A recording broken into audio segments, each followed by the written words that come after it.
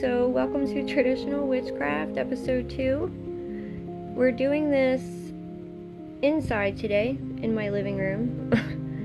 It's raining, again, and it's thundering and it's lightning, and it's just not safe to be outside recording a TikTok video. So, here we are. Welcome. I kind of feel like it's very fitting, because traditional witchcraft is not where you practice. It's wherever you just happen to be. So this is perfect. So today we're going to talk about what traditional witchcraft really looks like in real life. And I honestly feel like one of the biggest misconceptions, if you will, about it is that every single day you're casting spells, you're doing hexes, you're doing curses and blessings and cleanses. Here's the thing, movies have taught us to expect, dramatic rituals, mysterious chants, elaborate ceremonies. Here's the thing, in reality, most days traditional witchcraft looks incredibly ordinary. I find that maybe even some of you might be a little disappointed, if you will. Side note, say hi to our kitty cat Milo over there, guarding the door.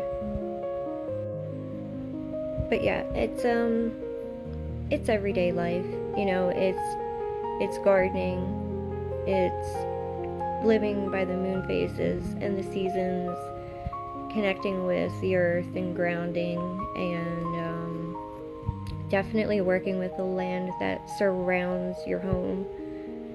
It's, learning the names of the trees in the area. It's learning the plants in the area. It, like maybe even being very in tune with the weather, like watching the weather, not on TV, like physically outside, You can just tell in your bones that a storm's coming, or you get excited when there is thunder and lightning, like me. Traditional witchcraft has always been a practice very deeply rooted in working with the land and nature. And I want to make it abundantly clear that it was never about controlling nature.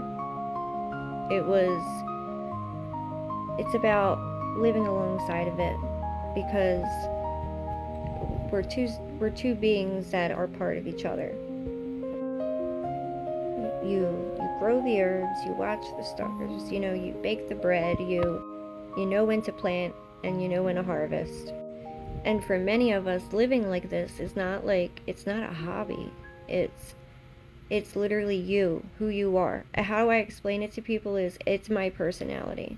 I can't describe it any other way, because if I go on saying about it's just who I am inside my soul, people look at me like I have 10 heads. So it's easier to say that. And I honestly feel like that's where practical magic begins. It begins in the ordinary, everyday moments woven in together. Maybe it's hanging, rosemary over your door because generations back into your family, they believed that it brought health and protection into the home for, everybody who resided there. Even I sometimes, when I add the herbs that I grew into the garden, I think about how I'm nourishing my family and how I want to see them happy and safe and healthy and together. Maybe it's sweeping your front step with your besom before sunrise, right before, a fresh chapter in your life or a new beginning.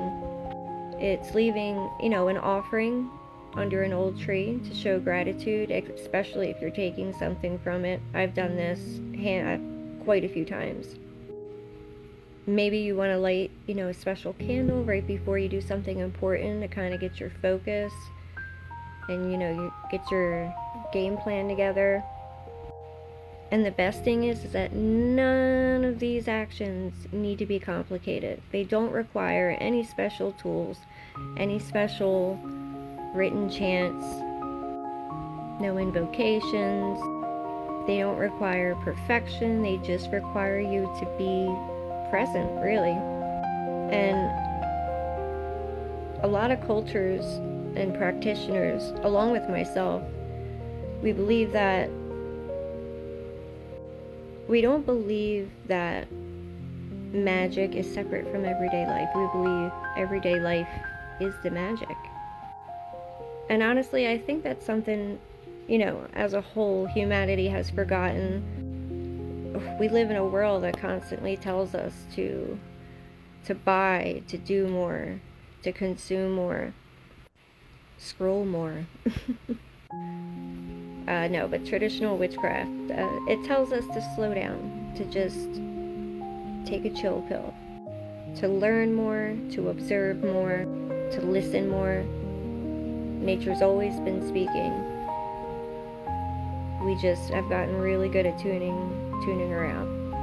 So sometimes when, people ask me, well, what does that look like, traditional witchcraft? I say, well, it looks like, the mud on my garden boots, or the dirt under my fingernails. Could be my journal filled with, seasonal notes or observations that I've had throughout the year, moon phases. It could be, a candle burning in a very quiet house. It's slow, it's patient, it's deeply personal. And above all, it's about building a relationship with the natural world. Thank you for spending so much time with me. If you made it this far through the end of this video, you have my utmost respect. Thank you so much. And stay tuned for next Sunday's Traditional Witchcrafts episode 3. I hope you all have a good night. Thank you.